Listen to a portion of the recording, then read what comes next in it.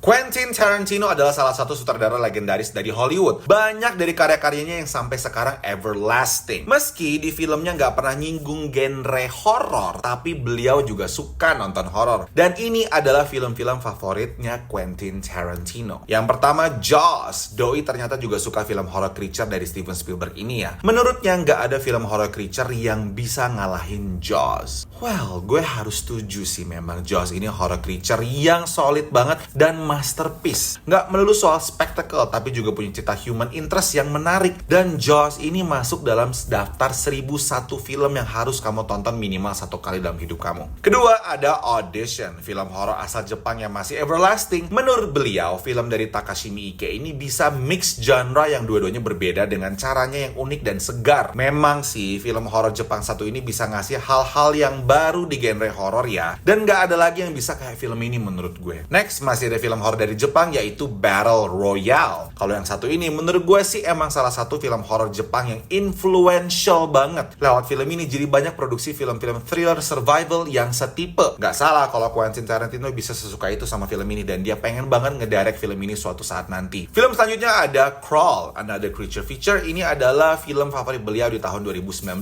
Dan film ini kita tahu bahwa Quentin Tarantino juga suka dengan mindless blockbuster film sih. Jadi kalian juga gak masalah kalau suka sama film yang kayak begini. The Exorcist. Ya, kalau film horor satu ini juga udah nggak perlu tanyain lagi ya. Gue pun juga suka banget karena bisa bangun atmosfer nggak nyaman dengan baik dan creepy di momen-momen tertentu. Menurut Quentin Tarantino, film ini adalah film yang influential baginya dalam mengatur teknis film dan dia berharap kalau bisa bikin film horor bisa sebagus The Exorcist. Terakhir ada Carrie, film horor dari Brian De Palma yang juga diadaptasi dari buku dengan judul yang sama menjadi film horor favorit Quentin Tarantino sepanjang masa. Menurut beliau, film horor satu ini nggak cuma creepy, tapi juga bisa sangat nyentrik dan estetik ya. Setuju sih, kalau ini adalah salah satu film horor adaptasi dari buku Stephen King yang paling solid. Nah, kira-kira dari film-film di atas, film-film horor favorit kamu juga jadi film horor favorit Quentin Tarantino nggak? Tulis di kolom komentar ya. Oh ya guys, gue mau ngembangin beberapa sosmed gue selain